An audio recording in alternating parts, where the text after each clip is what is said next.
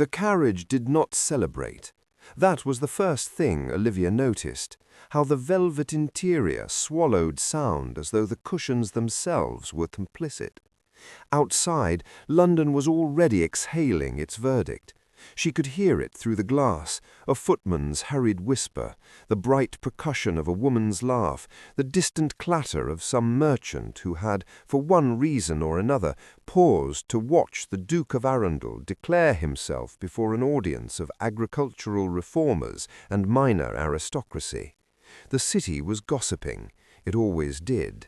But inside the Hooper carriage there was nothing but the creak of the chassis and the slow, deliberate sound of Madison breathing. Olivia kept her eyes on the window. She did not trust herself to look. Not yet. The afternoon light was doing something extraordinary to the rooftops, gilding them in that particular late October way that made even soot look like consequence, and she wished, dimly, that she could hold the moment the way one holds a coin, turn it over, feel its weight, understand what it was worth before the world asked her to spend it. Eliot's voice was still in her chest. "The woman who gave it back to me." She had not yet decided what to do with those words. They required a kind of stillness she had not yet earned. "You are quiet," Madison said. It was not a question, it was an inventory. Olivia turned from the window. Her sister was arranged in the opposite corner with the studied precision of a woman who had rehearsed even her repose. Copper hair coiled and gleaming, gloved hands folded in her lap, her expression wearing the particular architecture of a smile that never quite committed to warmth. She was beautiful. She had always been beautiful. Olivia had spent the better part of her 20s believing that beauty was Madison's power, that it was the source and the sum of her, and that if Olivia simply did not compete in that register, they could occupy their respective worlds in a kind of armed peace. She understood now that she had been wrong. Madison's power was not her face, it was her patience, the willingness to wait and watch and let a wound fester until it was useful. "I am thinking," Olivia said. "You are glowing." The word was precise as a pin. "It's rather blinding, actually." Across from them, pressed into the far corner as though she might dissolve into the tufted silk if she remained still enough, Mrs. Hooper said nothing. Her hands gripped her reticule with a tension that had nothing to do with the carriage's movement. Olivia noted it the way she now noted everything, as data, as signal, as the preliminary scratch of pen before the ledger opened. Her mother was already calculating. "The Duke was very decided," Madison continued. She let the word very do considerable work, leaning into it, drawing it out, giving it just enough weight to imply that decided men had, historically, been known to undecide, in front of rather a lot of farmers, agricultural reformers, and 3 members of the Lords. Madison tilted her head, a perfect degree of tilt, just enough to seem curious, not enough to seem invested. "Do you think he rehearsed it? Men who are very decided often do. I think he knew his own mind." "How novel." A pause. The carriage swayed around a corner. Outside, the streets were narrowing, the city thickening into its evening self. "And what about yours, Olivia? Do you know your own mind?" Olivia looked at her sister, really looked. She had been avoiding this, the full, unguarded examination, for years. It was easier not to look directly at the thing that diminished you, easier to live in the peripheral, to occupy the edges of rooms and conversations and family portraits. But something had shifted at Burlington House, some interior alignment, and she found now that she could sustain the gaze without flinching. What she saw was not monstrous. That was the surprise. What she saw was frightened. Madison hid it well, better than most, perhaps better than anyone Olivia knew, but it was there, pressed flat beneath the copper gleam and the arranged smile, a woman who had looked up from her own careful theatre and found that someone else had built a larger stage. Good, Olivia thought, and said nothing. The silence stretched. Madison let it stretch, another technique, another calibrated patience. And then, just as the carriage turned onto the wider avenue that would carry them home, she spoke. "You have learned to walk in the sun, Olivia." Her voice had changed. The performative archness was gone. What remained was quieter, and for that reason, considerably more dangerous. "But remember," Madison looked at her, and in the fading afternoon light, her eyes were the color of something Olivia could not quite name. Not green, not gold, something in between, like water over shallow stone. But the higher the sun, the longer the shadow it casts behind it. The carriage rolled on. Mrs. Hooper's hands tightened on the reticule. Olivia turned back to the window and watched London pass, and thought, "Yes, and I have spent my entire life in yours." She did not say it. There was no need, not yet, not here in this velvet box with its scent of rosewater and old ambition. There would be time for saying it, in solicitors' offices, over ledgers, in the cold arithmetic of final accounts. That time was coming. She could feel it the way farmers feel weather, not a premonition, but a certainty that lives in the body long before it arrives in the sky. The sun was still up. It would be up for some time yet, and Olivia Hooper, who had spent 26 years learning how shadows worked, thought she knew rather a lot about the light. The engagement breakfast was Elliot's idea. Not the grand announcement that had already been made in front of reformers and lords and a portrait of a man who had improved the turnip yield of 3 counties, but the quiet version, the private one, laid out in the yellow morning room of the Arundel London residence, with good china and better coffee, and the particular warmth of a fire that had been burning since dawn. His mother had arranged the flowers herself, which Olivia suspected was either an overture of goodwill or a territorial act, and she had not yet decided which. The Dowager Duchess was a woman who communicated primarily through gesture, and Olivia was still learning the grammar. Still, the coffee was excellent, the light was clean, and Elliot's hand found hers across the corner of the table in a way that was so unguarded she had to look away. She was not accustomed to being looked at without calculation. It required practice. The solicitor arrived at 10:30. She heard him before she saw him, a low consultation with the butler in the hall, a particular quality of hushed urgency that had nothing to do with domestic affairs. Elliot heard it too. She watched his attention shift, the way a man's does when something in his peripheral world suddenly sharpens, and then the morning-room door opened and the butler appeared, with the expression of a man delivering weather he had not forecast. "Mr. Cavendish Price, Your Grace. He apologizes for the hour. He says the matter is—" A brief pause waited. "Time-sensitive." Elliot looked at Olivia. She looked at her coffee. She already knew, not the specifics, not the name of the merchant or the precise figure on the writ, but the shape of it, the outline of the thing pressing itself against the morning like a thumb against silk. She had been waiting for this. The shadow, after all, had announced itself in the carriage. Mr. Cavendish Price was a narrow man with a wide briefcase, and he delivered his information with the professional sympathy of someone who has learned that bad news lands better when administered with eye contact and an apologetic tilt of the head. He represented, he explained, the firm of Aldgate and Price, solicitors to Mr. Fenwick Aldous Glover, wine merchant, Mayfair, established 1841, who had, as of the previous Thursday, filed a formal creditor's claim in the London Court of Chancery.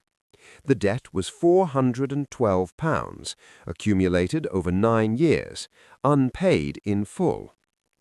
Named in the filing, the Hooper family estate, Miss Madison Hooper, and Olivia heard her own name as though from a slight distance, Miss Olivia Hooper, identified as the primary beneficiary of the family's sustained public representations, which was a legal phrase meaning that someone had argued in writing before a judge that she had profited from a fiction.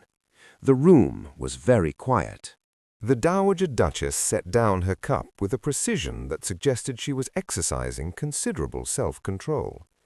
"The claim," Mr. Cavendish Price continued, now addressing Elliot in the particular way that men in rooms address other men in rooms, regardless of who the matter most concerns, further alleges that the Hooper family's continued presence in society, including recent engagements, public appearances, and professional consultancy arrangements, constitutes a fraudulent extension of credit, wherein the family's social standing was used as material collateral against debts they had no reasonable means to discharge." Elliot said quietly, "They are naming the engagement." "The filing was submitted the morning after Burlington House, Your Grace, yes." The fire crackled. Somewhere outside, a cart horse was being unreasonably optimistic about the cobblestones. Olivia placed her cup down. She did it slowly, in the way she had learned to do things when her hands wanted to shake, slowly, with attention, with the deliberate weight of a woman who is deciding, in real time, what kind of person she intends to be in this moment. She thought about the carriage.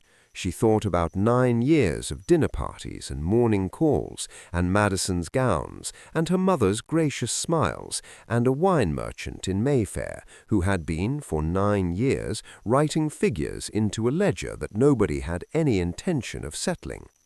She thought about the word fraudulent, and how it sat in the room now, a guest no one had invited, making itself comfortable.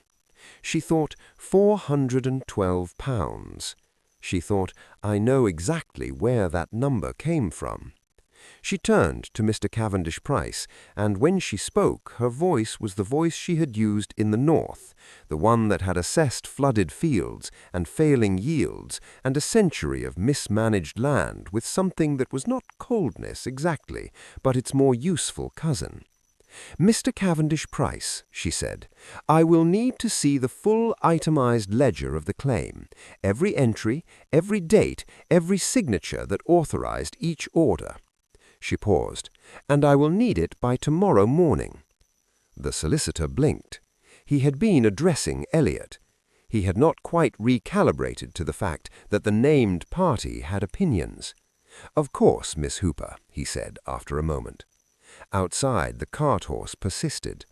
Olivia picked up her coffee and finished it, because it was still good, and because she had learned, slowly, in rooms like this one, that there was no crisis so immediate it could not wait the 30 seconds it took to finish a cup of something worth drinking. The shadow had arrived. She had known it would. She intended to measure it precisely. The Dowager Duchess of Arundel did not make appointments. This was not rudeness, or not primarily rudeness, it was a philosophy. Eleanor Ashford, née Cavendish, had spent 51 years observing that the people who announced themselves in advance were the people who gave others time to construct defenses, and she had long ago decided that she was not in the business of making other people comfortable at the expense of being useful. She arrived when she arrived. She left when she was finished. The middle part was always efficient. She arrived at the Hooper townhouse at 9 o'clock on a Tuesday with 3 solicitors, a personal secretary, and the expression of a woman who has identified a problem and is moderately annoyed that it required her to come to Marylebone. Olivia met her in the hall. She had dressed for it, not elaborately, not in the manner of a woman performing composure, but soberly, with intention. A dark wool day dress, her hair contained, her father's pocket watch in her left hand, because she had found, recently, that holding it settled something in her chest that nothing else quite reached. The watch had no sentimental story. It was simply accurate. She had always found accuracy comforting. The Dowager looked at her for a long moment. Her gaze was not unkind. It was, however, thorough. "You've seen the filing," she said. It was not a question. "Yesterday morning," Olivia said. "I've requested the full itemized ledger." Something shifted in the Dowager's expression, barely perceptible, a fractional adjustment, like a compass needle finding north. "Good," she said, and stepped inside as though the house had been expecting her, which, Olivia reflected, it now rather had. They settled in the front sitting room, which Mrs. Hooper had decorated in the optimistic style of a woman furnishing against her circumstances. Too many mirrors, not enough books. The Dowager surveyed it once and did not comment, which was its own form of comment. Her solicitors arranged themselves with the quiet efficiency of men accustomed to difficult rooms, and her secretary opened a leather portfolio on the side table with a soft, decisive click. "I want to be precise about why I am here," the Dowager said, once they were seated. She folded her hands, a gesture so like Eliot's it briefly arrested Olivia's attention. "I am not here to examine whether you are a suitable match for my son. That question was answered in Northumberland and then confirmed rather publicly in Burlington House, and I do not revisit settled questions." A pause. "I am here because someone has attempted to use your name as a liability against this family, and I intend to make that attempt very expensive for them." Olivia said, "The claim was filed the morning after the engagement." "Yes," the Dowager's voice was dry as parchment. "The timing is not subtle. It rarely is when the motivation is spite rather than grievance." She tilted her head slightly. "You know who is behind it." It wasn't a question either. The Dowager, Olivia was learning, asked very few actual questions. "I have a reasonable hypothesis," Olivia said. "As do I." She nodded toward the secretary, who produced a second document from the portfolio and set it on the table between them. "This is a counter-filing prepared by my solicitors, a formal challenge to the creditor's claim on the grounds that the named beneficiary, meaning you, had no legal authority over the family accounts and derives no material benefit from decisions made by the estate's principal operators, meaning your mother." Another pause, deliberate and precise. "I also request a full audit of the Hooper household accounts for the preceding decade." Olivia looked at the document. Then she looked at the Dowager. "You are giving them more exposure, not less," she said. "Yes. If the audit finds what I believe it will find, it will be uncomfortable for your mother and your sister," the Dowager said, with the equanimity of a woman discussing the weather in a county she did not live in. "Considerably more uncomfortable than a debt of £400, but it will establish definitively and in the public record that you are not a co-architect of whatever they have built."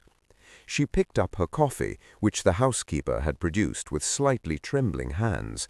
"You cannot enter this marriage trailing someone else's deaths, Olivia.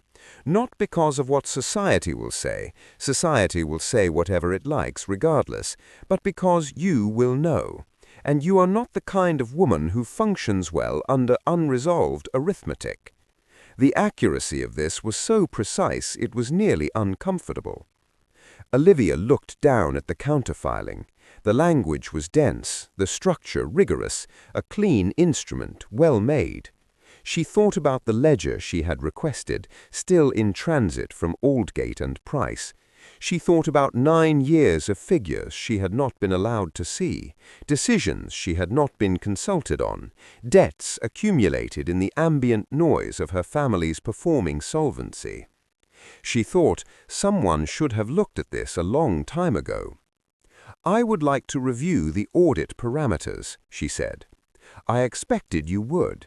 The Dowager set down her cup. "That is why I brought the full team."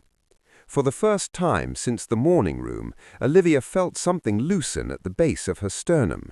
Not relief exactly, but the particular feeling of recognizing an ally, someone who, when they said "balance the scales," meant it as engineering rather than metaphor. She picked up the counterfiling. They got to work. The thing about Madison was that she was never careless. Every gesture was considered, every entrance calibrated. She did not stumble into rooms, she arrived in them, and the distinction mattered in the way that the distinction between a weather event and a military maneuver matters. One you endure, the other you study. Olivia had been studying her sister for 23 years, and what she had learned, above everything else, was that when Madison appeared to be doing one thing, she was invariably doing another. So, when Madison appeared, 3 days after the Dowager's visit, at the offices of Whitmore and Hale, Elliot's lead solicitors, Mayfair, 3rd floor, 2 rooms overlooking the street, wearing the eau de Nil silk that did something particular to her coloring, and carrying a small leather folder of what she described to the clerk as pertinent personal documentation, Olivia did not believe for a moment that it was the folder that mattered. She had it from Elliot's secretary, who had it from the clerk, who had mentioned it to the building's housekeeper with the slightly dazed quality of a man who has witnessed something he cannot quite categorize. The housekeeper told the Dowager's secretary. The Dowager's secretary told the Dowager.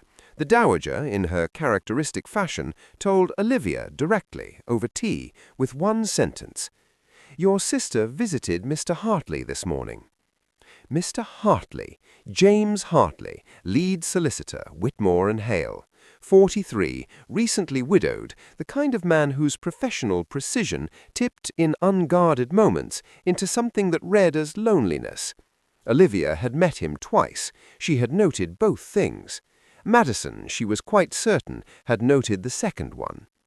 "She presented documents?" Olivia asked. "She presented herself," the Dowager said, with the precision of a woman who has seen this particular performance staged in several different drawing rooms across several different decades. "The documents were incidental. They appear to be copies of your father's original estate papers, specifically the sections pertaining to the daughter's inheritance provisions." She paused. "Or rather, the absence of them." Olivia set down her cup. There it was, the angle. The Hooper daughters had no formal inheritance. Their father had died without updating his will after the business losses, which meant the estate had passed to their mother in its entirety, which meant that Olivia, as a creditor's named beneficiary, had no independent claim to assets that would satisfy a debt.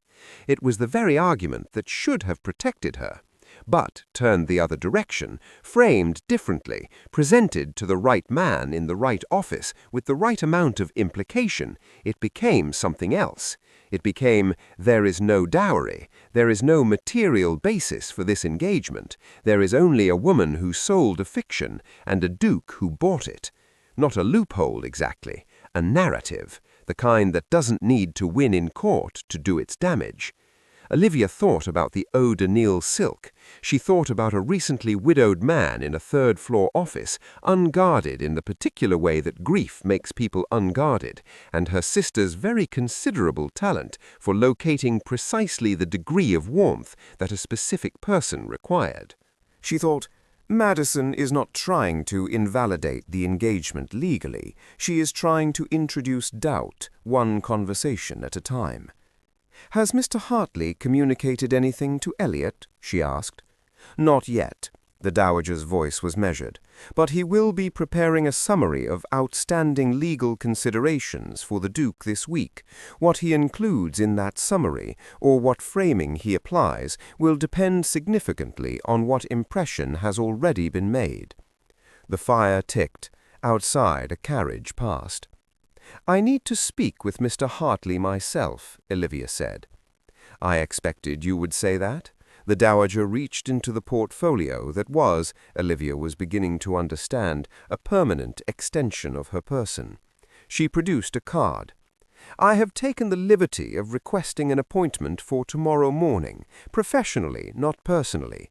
You will attend as a named party in the counter-filing, with your own documentation." A pause. "You will also, I suggest, bring the itemized ledger from Eldgate and Price, which I understand arrived this morning." It had. Olivia had spent the previous evening with it, cross-referencing entries against her own reconstructed notes, and what she had found had done nothing to improve her opinion of the past 9 years. She had not yet decided how much of it to say aloud. Some information was more useful held than spent. "She is a precise man," Olivia said, almost to herself. "She will respond to precision."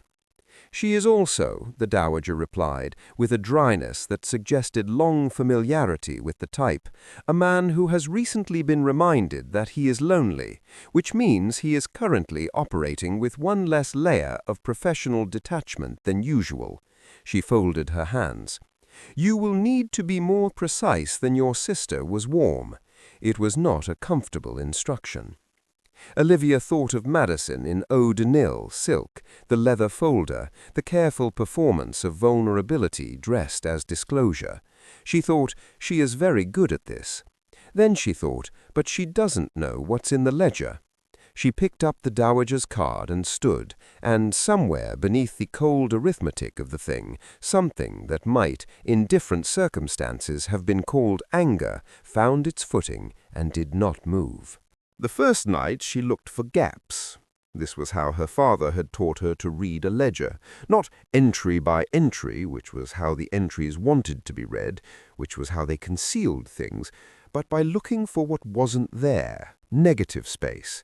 The investment recorded but never receipted, the withdrawal logged against a creditor whose name appeared once and never again, the quarter where the household expenses swelled without corresponding evidence of anything the household had acquired.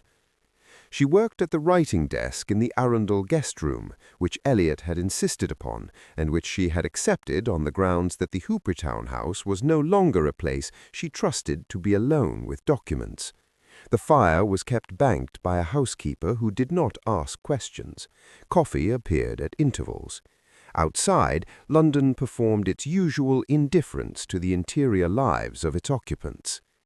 She had 3 sources: the Aldgate and Price itemized ledger, her own reconstructed notes from memory, and the original estate papers the Dowager's solicitors had obtained from the Chancery archives, her father's actual investment records, predated to before the losses, back when there had been something to record.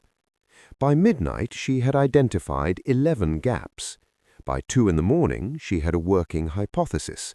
By 4 she had stopped calling it a hypothesis. The second night she traced the money.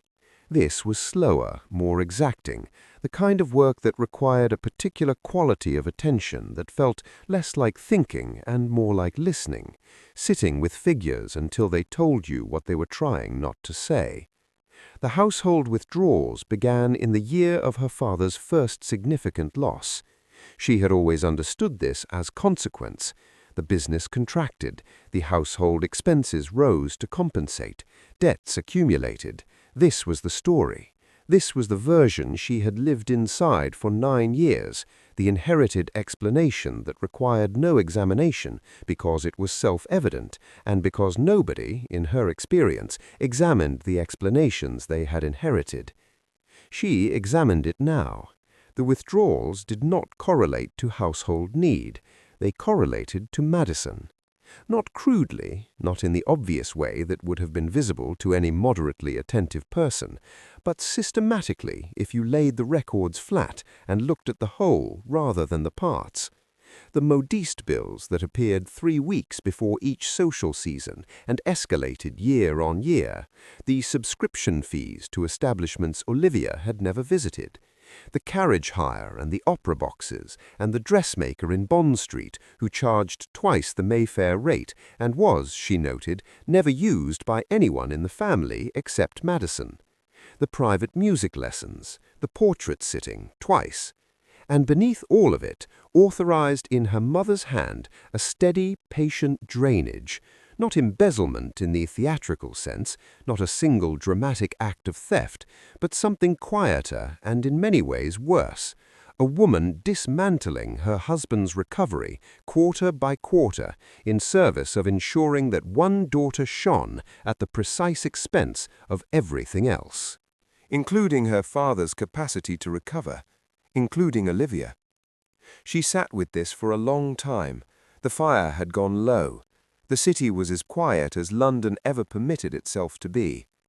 She had known, in the abstract, that her mother had been careless with money. She had known in the peripheral way one knows things one has decided not to examine, that Madison's seasons had been funded at a cost the family could not sustain. But knowing a thing at the edges of your attention and knowing it fully, with figures, with dates, with the specific record of a woman choosing, repeatedly and with clear intention, to fund one daughter's ascent on the bones of another's prospects, were not the same knowledge at all. She did not cry. She was not particularly a person who cried at ledgers. But something settled in her that had previously been unsettled, some question she had been carrying so long she had stopped noticing its weight. Why hadn't it worked? Why had she tried so hard, and organized so carefully, and made herself so quietly, exhaustingly useful, and still found herself at 26 years old, without resources, without standing, without any ground of her own? She had blamed the losses. She had blamed bad timing, bad luck, the impersonal cruelty of markets. She had not blamed her mother. She allowed herself now to apportion the blame correctly. The third night she built the counter-ledger, not for the courts, not yet, but for herself, a clean, precise document that laid the actual history of the Hooper finances against the version that had been presented to the world, entry by entry, year by year, with annotations and cross-references and the original source for every figure. A document that did not argue or accuse, that did not require interpretation, that simply, with the quiet authority of accurate arithmetic, showed what had happened. She finished it as the city began its earliest gray lightning. She set down her pen. She looked at what she had built. Then she thought about her mother's reticule, tight in her hands on the carriage ride from Burlington House, and she understood, finally, completely, without remainder, exactly what Mrs. Hooper had been calculating.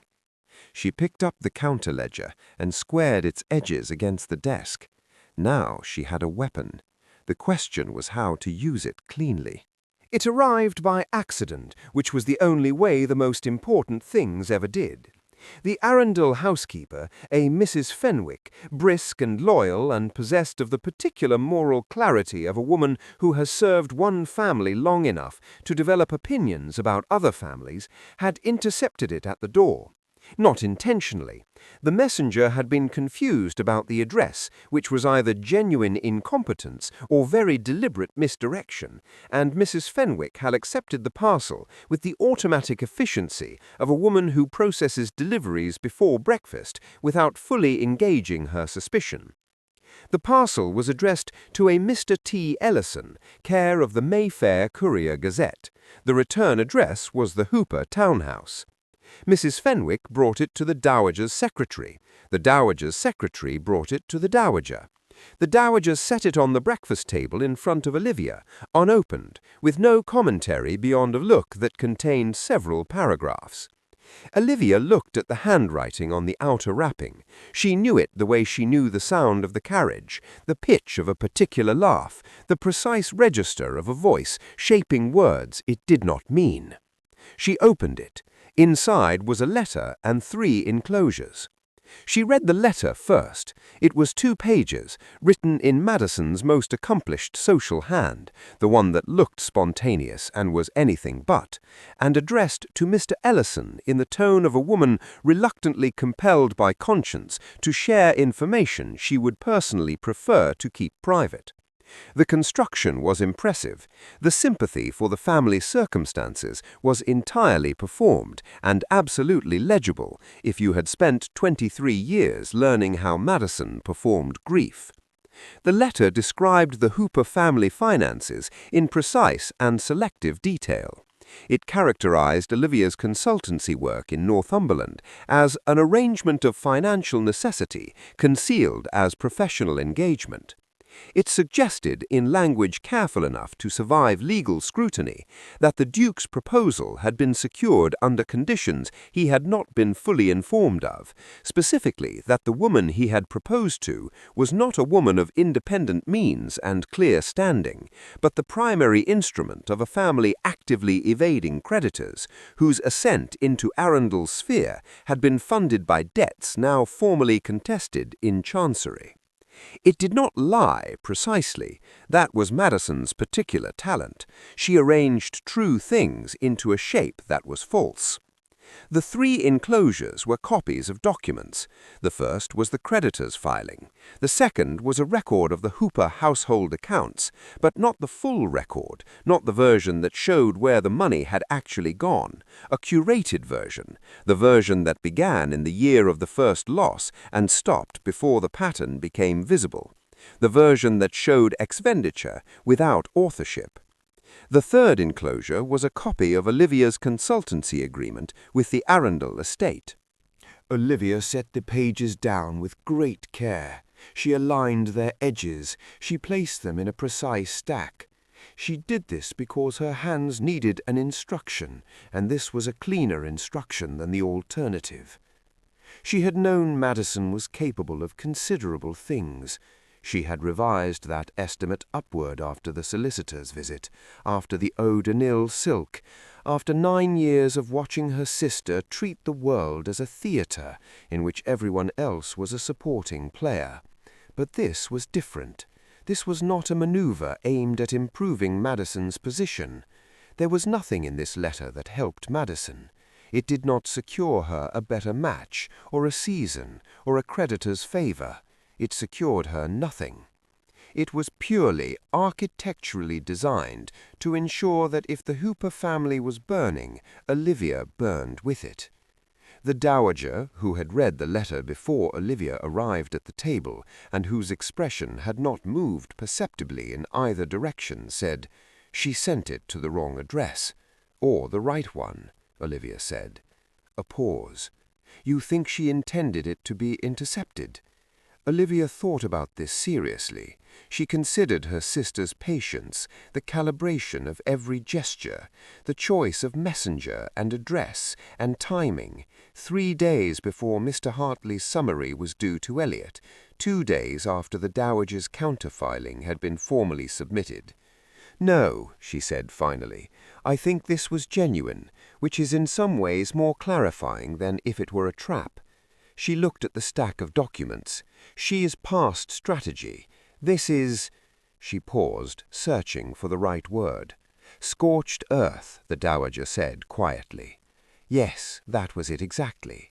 Not chess, not the careful, patient theatre of social positioning that Madison had always practiced. This was a woman who looked at the board and decided that if she could not win, the board itself should not survive. Olivia had spent 23 years being careful not to provoke this. She had diminished herself by degrees, made herself smaller, quieter, less, on the operating assumption that if she did not threaten Madison, Madison would not destroy her. She understood now that the assumption had been wrong from the beginning. She picked up the letter. "I need to see Mr. Hartley today, before this reaches anyone else."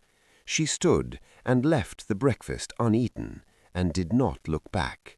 Elliot asked her in the library. This was not calculated, she was fairly certain of that, but it was characteristic. The library was where he thought, where he retreated when a problem had outgrown the dimensions of a desk and required the larger space of shelves and silence, and the particular quality of afternoon light that came through the east-facing windows in long, unhurried panels. She had found him there on 3 separate occasions in the past fortnight, each time with a different document and the same expression, a man doing the arithmetic of something that extended beyond numbers. She had come to tell him about the letter. She found he already knew. "Hartley came to me this morning," he said, before she had fully closed the door. He was standing at the window, not looking out of it. "He showed me the filing, the counter-filing, and," a brief pause, "a letter he had received, which I understand is a copy of one you intercepted yesterday." So, Madison had sent 2. Olivia absorbed this without expression. Of course she had. One to the tabloid, one to the solicitor. A belt and braces approach to destruction. She filed it in the same mental ledger where she was keeping all the other things about her sister that she now understood clearly and too late. "I see," she said. "Sit down, Olivia." She sat because there was nothing to be gained from standing that was worth the energy of making a point about it. Elliot moved from the window.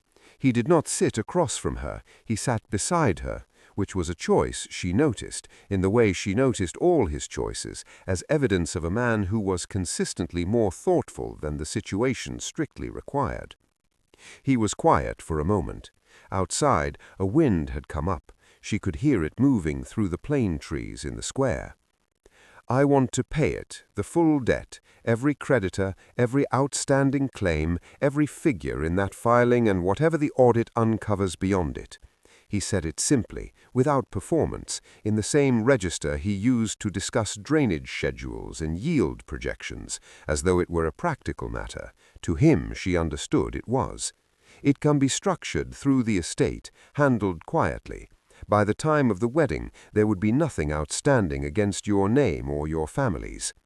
She had known this was coming.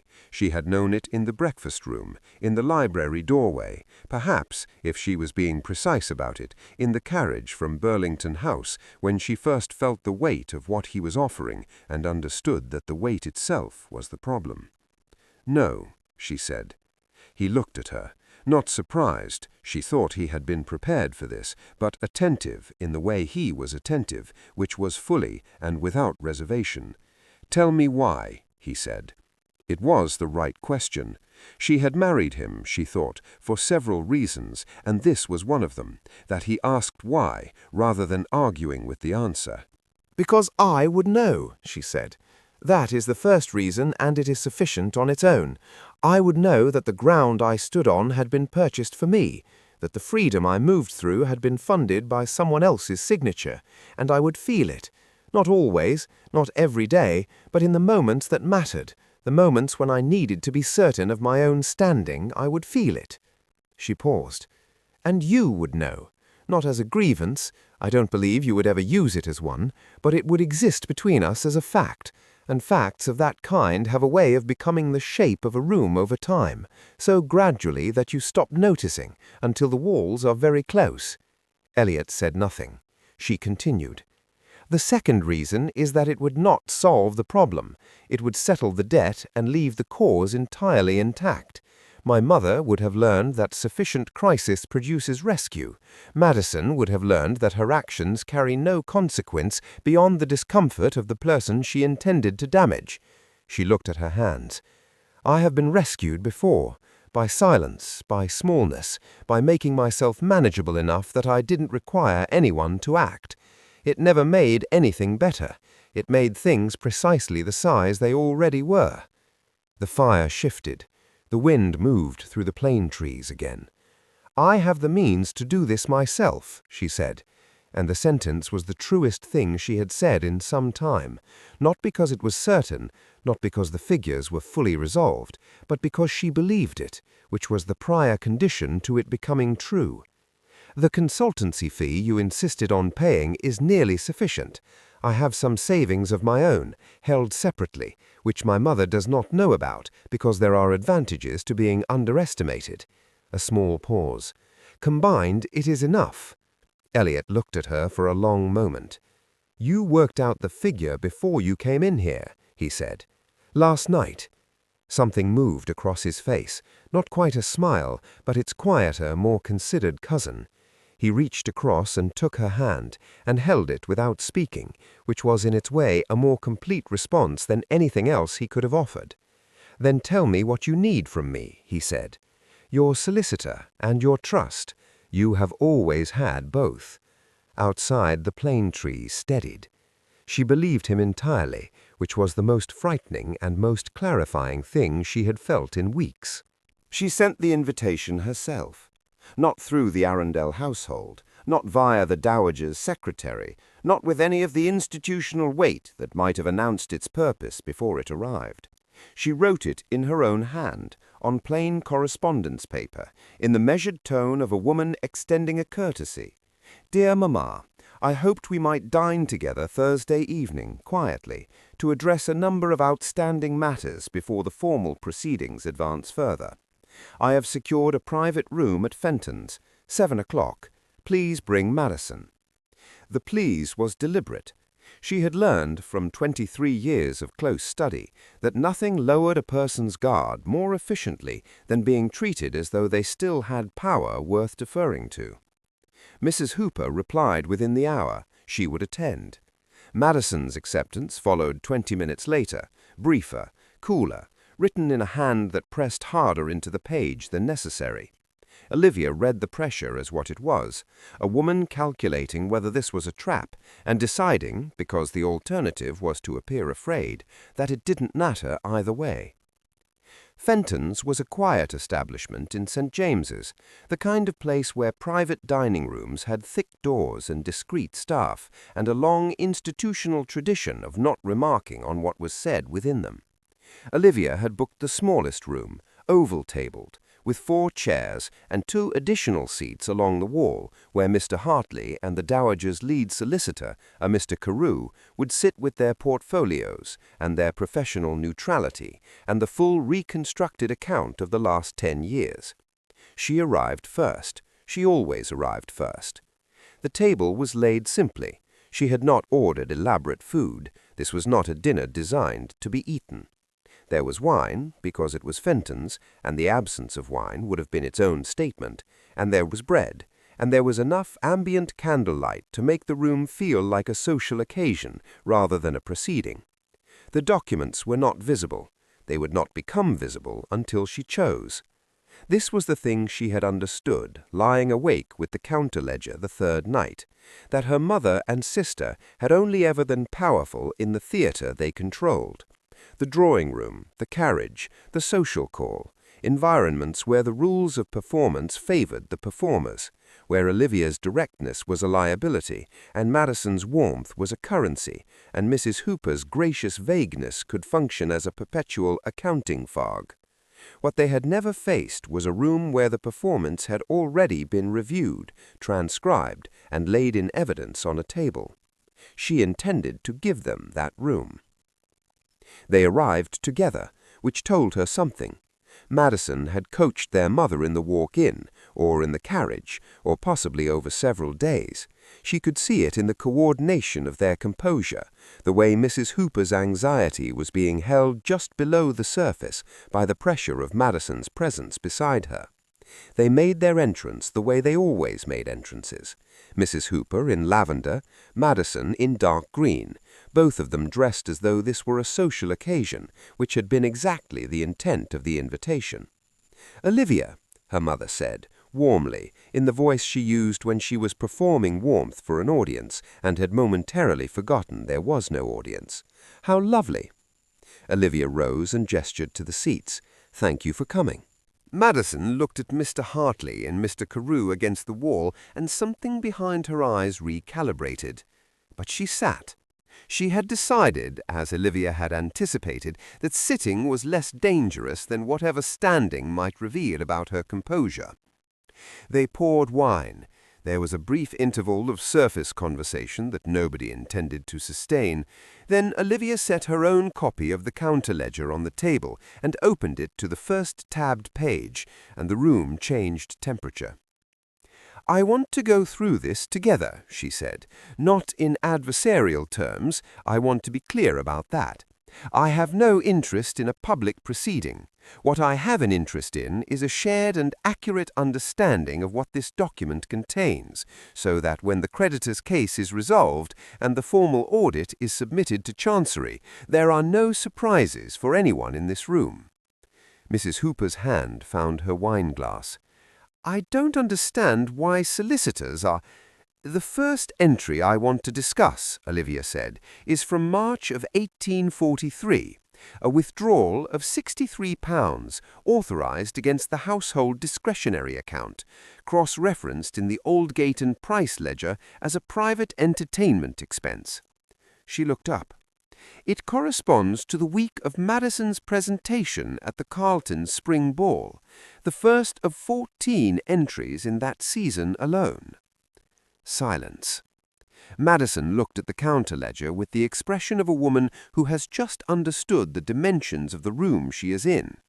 She looked at the tabbed pages. Olivia could see her counting them, a rapid, involuntary assessment, and whatever composure she had carried in through the door underwent a subtle, structural shift.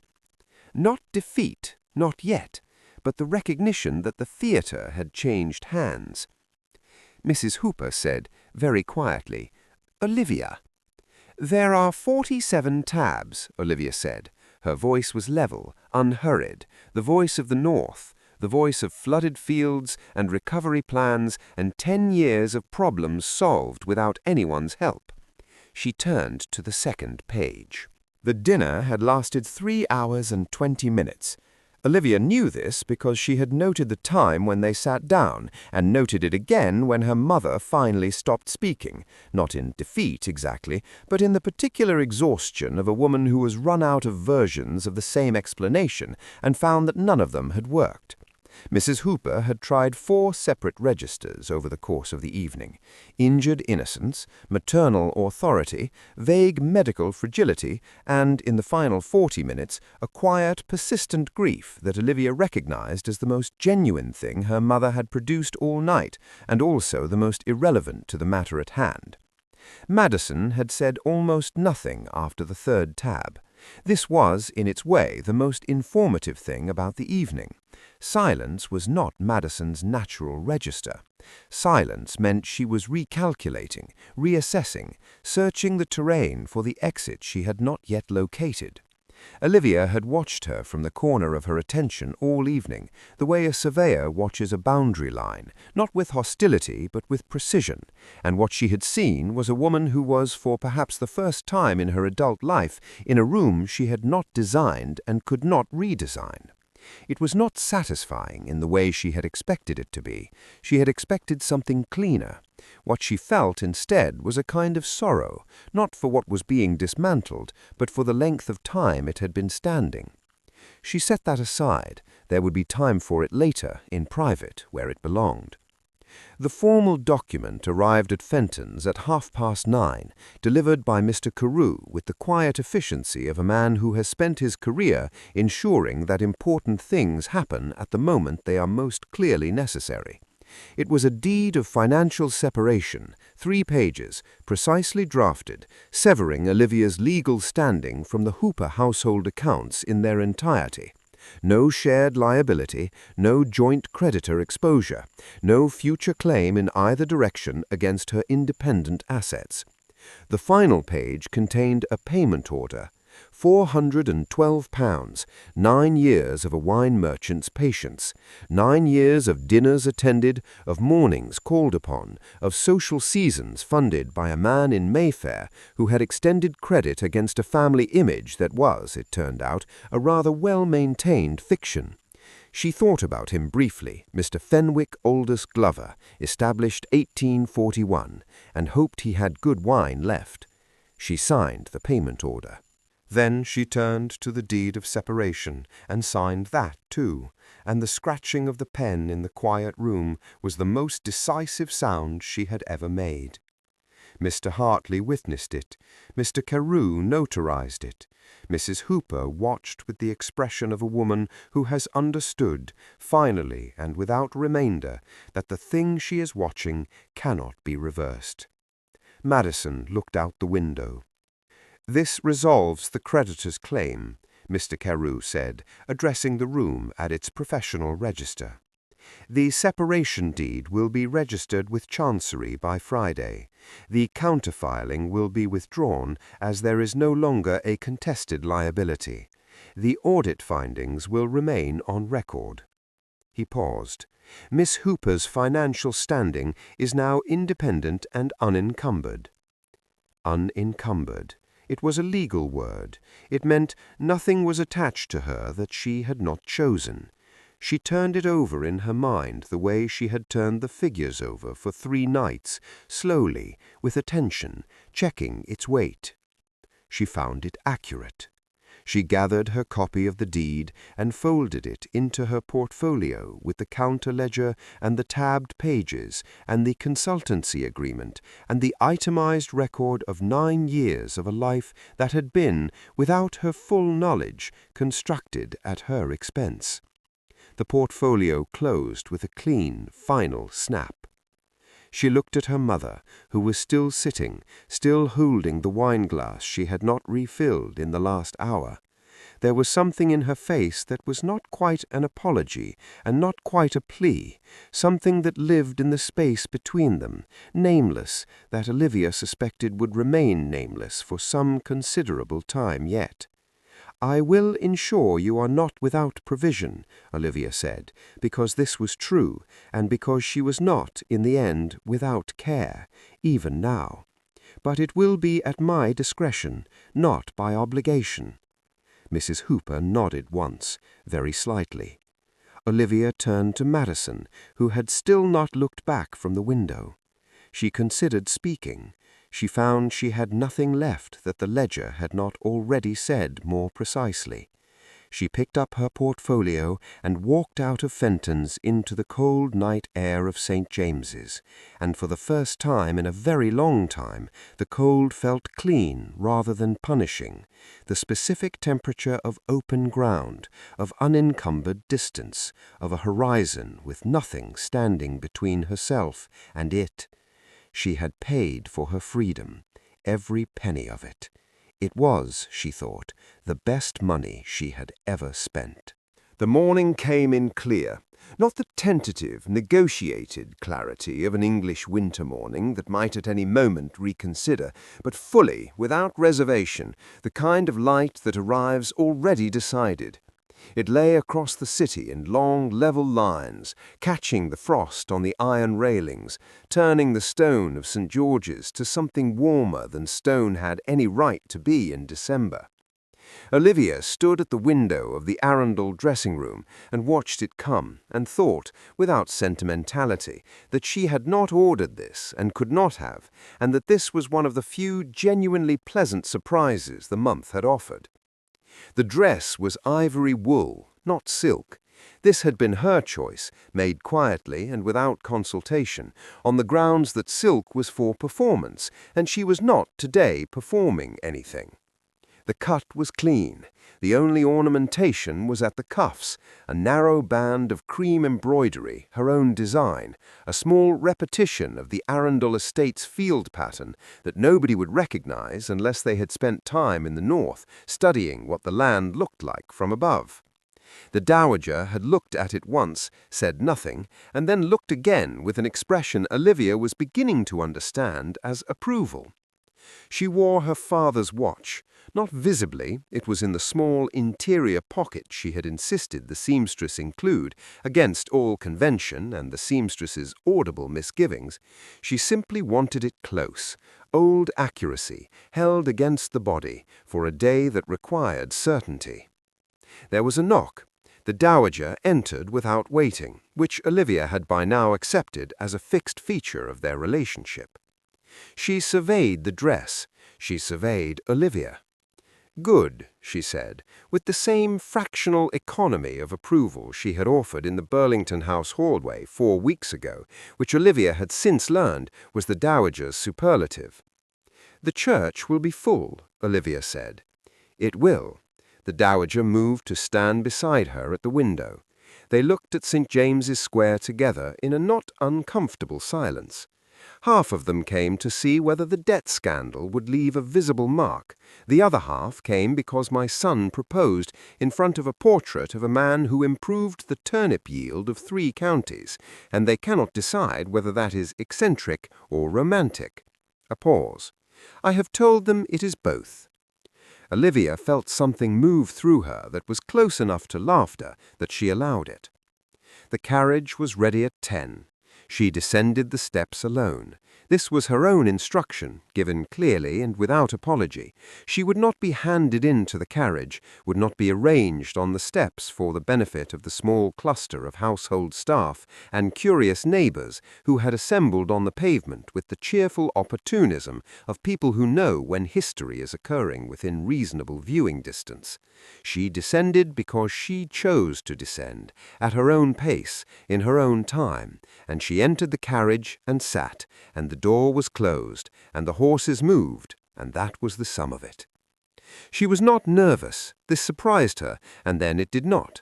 She had spent the better part of a month being afraid of the filing, of the letter, of the dinner, of the document with 3 pages and a payment order, and she had moved through all of it with the same instrument she had always carried: attention, precision, the willingness to look at the figures until they told the truth.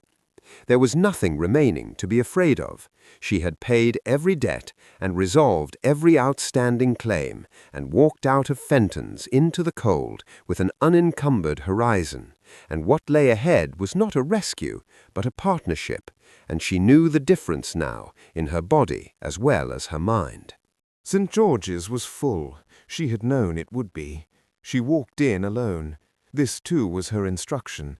There was no father to take her arm, and she had no interest in a substitute, in the structural implication that a woman required a man's arm to establish her right to walk down a church aisle toward another man.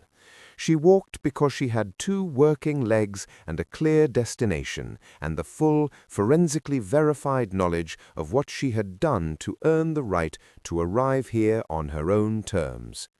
The congregation turned. They always turned. It was what congregations did, the collective automatic pivot of people who have been waiting, who want to see what the waiting was for.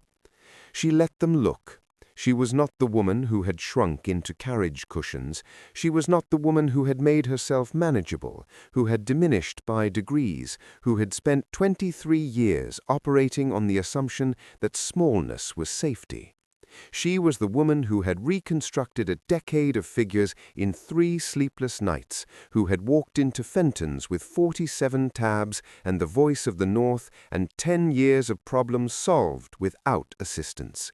She was the woman who had paid her own way to the altar, every penny of it, and knew the ground beneath her feet because she had surveyed it herself. Eliot was waiting at the end of the aisle. He watched her come, the way he always watched her, fully, without reservation, with the particular attention of a man who has understood that the person walking toward him is not arriving, but returning. She saw it in his face from 30 feet, recognition, unguarded and complete. She reached him. She stood beside him. "You came alone," he said quietly, for no one but her. "I own the ground I walk on," she said. He took her hand, and the ceremony began, and outside the December light held clear and decided all the way through to the end. Thank you so much for joining Olivia's and Eliot's story. Your support means everything. If you enjoyed the journey from Wallflower to Duchess, drop a like, comment below, and let me know where in the world you're reading from. And don't forget to subscribe so you never miss what comes next.